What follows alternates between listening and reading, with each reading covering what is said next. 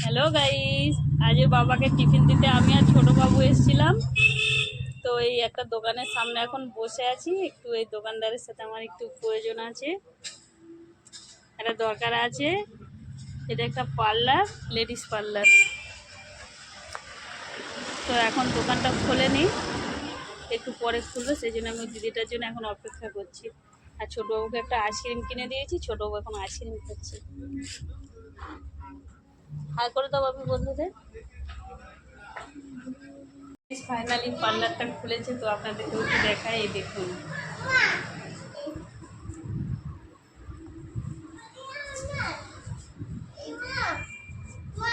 এখন আমি এখানে বসে চুল কাটবো।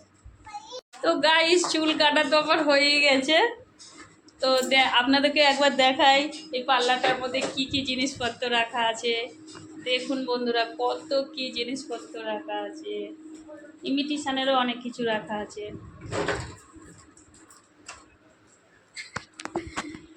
এই দেখুন বন্ধুরা, ইমিটেশনেরও অনেক জিনিসপত্র রাখা আছে।